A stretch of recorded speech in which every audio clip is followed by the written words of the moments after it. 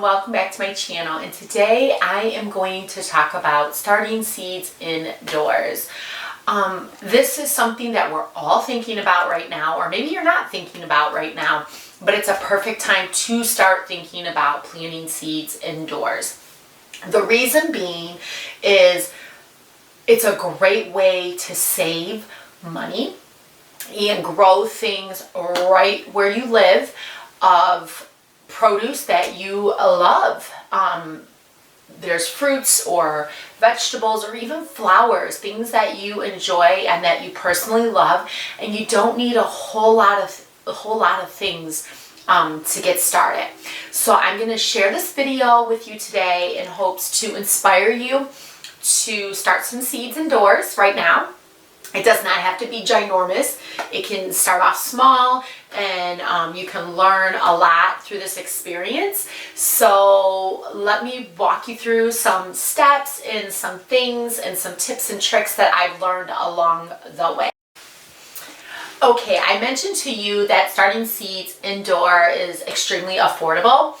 There's so many ways that you can gather your seeds. I know there's like seeds that you can preserve, but right now at this stage in my life, it's something that I desire is to preserve seeds from items or from produce that I naturally get in my home, such as jalapenos. But right now I'm getting them all from packets. So I'm ordering them from different seed catalogs or picking them up from my local nursery and greenhouse. And I'm also even picking them up at even like hardware stores and big box stores and supermarkets. I've even found seeds at the Dollar Tree, believe it or not. So I'm just picking up seeds that my family enjoys, the produce that they enjoy, and then trying to experiment with some new varieties of produce. So one of the seeds, let me show you here. Normally I start, depending on your zone, so know your zone, where you live, and I'm in 5B. So with that being said, is my last frost is typically around Mother's Day weekend, which is around May, in the beginning of May, mid-May, and you go backwards from there to start your seeds. So right now, I am starting tomato plants, I'm starting pepper plants, I'm starting some melons, a lot of herbs I'm starting now, and I'm starting even strawberries. I've never grown strawberries from seeds, so that's going to be a new experience. So, and then echinacea. I actually had to order this through a company because this is a seed that I can't find anywhere in my area, and I don't have anything to preserve. So I order some seeds online.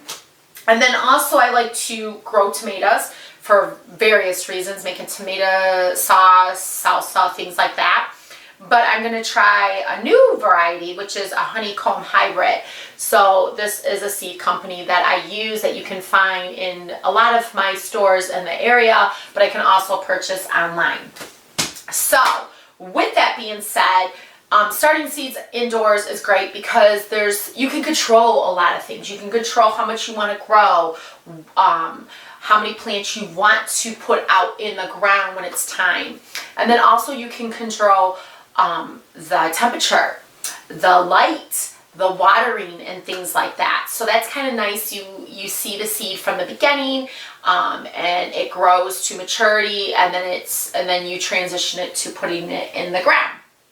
You don't need a lot of equipment to start your seeds. So in some of the seeds, like right now I'm starting a tray of lettuce. This isn't a tray from a frozen food item.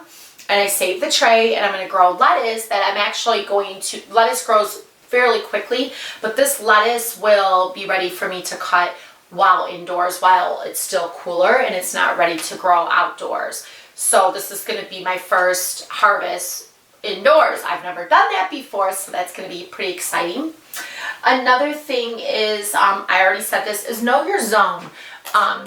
And then read the back of your seed, starting your seed packets, or just you can even Google it or check out my blog that's going to be linked below to let you know how far back should you grow your tomato plants. Like I said, Our last frost date before I put my tomato plants in the ground is Mother's Day.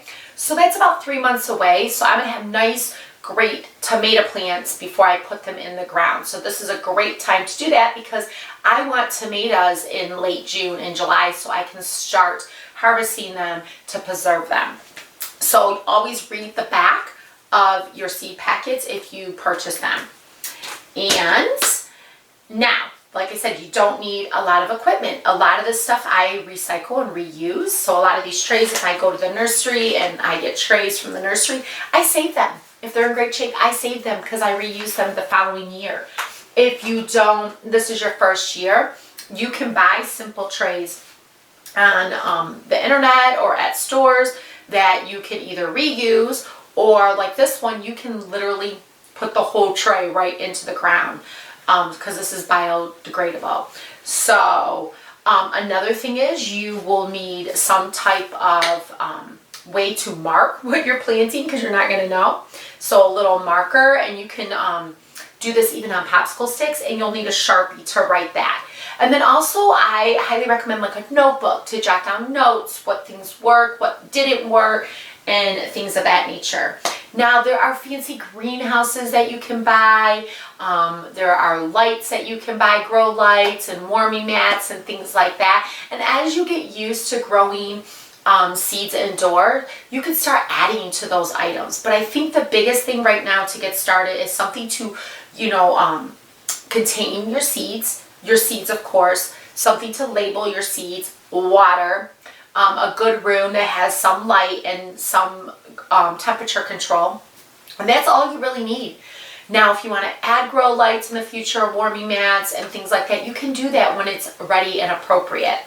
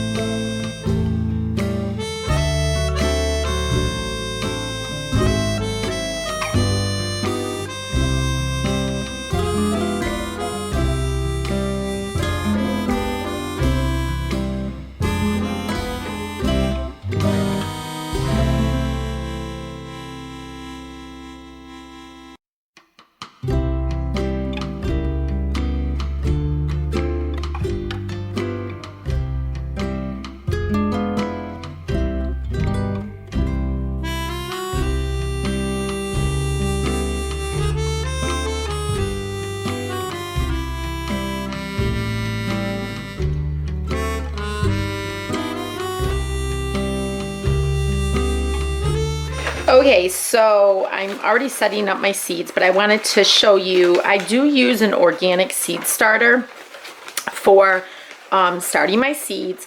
And you don't necessarily have to use this brand. I will link this in my blog post if you're interested in this brand. I just like this because I like to, because I have control over my seeds and I am saving money.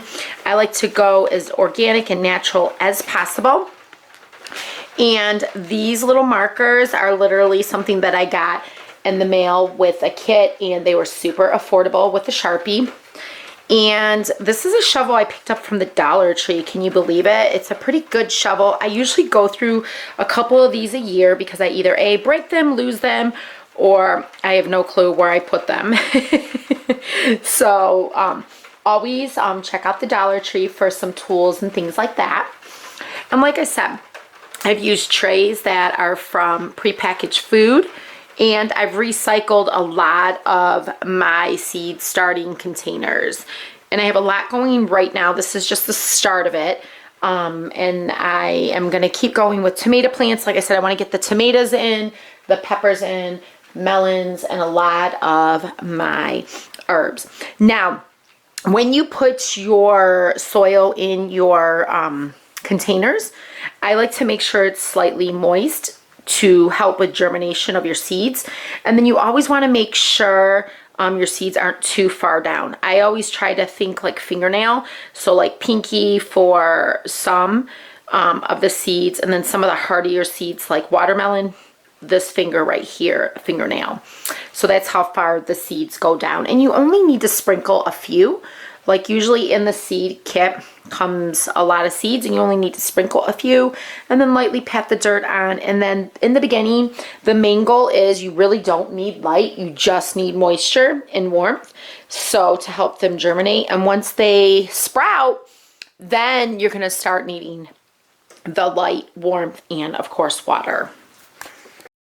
Another way that you can help germinate your seeds is saran wrap is your best friend, a gardener's best friend, or a plastic water bottle, orange juice bottle to help make like a greenhouse effect. I just use a rubber band and I secure this, and this keeps the moisture in and then keeps my herb nice and warm. So this is my basil, and it's already started sprouting. I planted this a week ago, and you already can see the basil leaves. And as you can see, this is funny because you can see them kind of leaning one way. That's because now that they've starting to come out of the soil, they're going to start craving the sun, and they're going to go towards the sun. And then I always check to see if the soil is moist or not. And if it isn't, which pretty much every day you want to keep it moist or check it, this is when I just gently spray to moisten the soil. And as soon as your seeds sprout, you don't need to necessarily use the saran wrap method anymore unless it's extremely cold. Now, I don't buy the special mats, the warming mats. I'm thinking about it this year just to experiment with it. If you have experience with it, just let me know in the comments below. But I'm also thinking about trying it with a heating pad and seeing if that works too. Also take note that some seeds do take a while to germinate. I put my lavender in about the same time as my basil, and obviously you can see there's no evidence of lavender. It's just because it takes a little bit longer to germinate, just like rosemary. So be patient. Patience is, gardening really challenges your patience and your perseverance. So just don't worry, just make sure you have your information at your fingertips so you can always go back and refer to it.